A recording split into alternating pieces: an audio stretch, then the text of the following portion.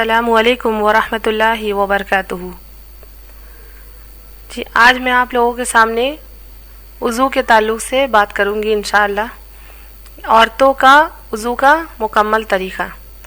دیکھیے اسلام میں نبی کریم صلی اللہ علیہ وسلم کی حدیث میں عورت اور مرد دونوں کا غسل کا طریقہ ایک جیسا ہے، اسی طریقے سے وضو کا طریقہ بھی ایک جیسا ہی ہے۔ صرف مردوں کے جو داڑھی ہوتے ہیں اس میں خلال کرنا ہے، اس کے علاوہ باقی پورا وضو عورت اور مرد کا ایک جیسا ہی ہے۔ ایک حدیث کے ساتھ میں آپ لوگوں کو بات آگے بڑھاؤں گی۔ حدیث میں آتا ہے حضرت عثمان رضی اللہ عنہ نے وضو کا پانی منگایا اور اپنے ہاتھوں کی ہتھیلیاں 3 بار دھوئی، پھر منہ میں پانی ڈال کر 3 بار کلی کی، پھر ناک میں پانی چڑھایا 3 بار اور ناک جھاڑ کر صاف کیا، پھر 3 بار اپنا چہرہ دھویا۔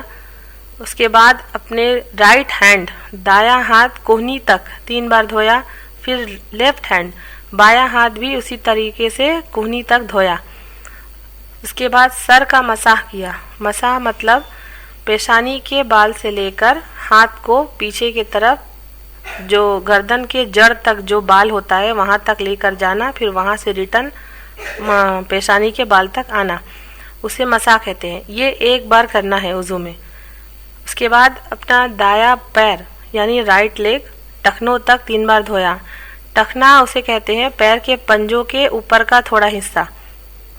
اسی طریقے سے پاؤں کے لیفٹ جو حصے ہے ٹخنا، اس کو بھی لیفٹ لیگ کو بھی 3 بار اسی طریقے سے دھویا اور انگلیوں کا خلال کیا۔ اسی طریقے سے وضو مکمل کیا۔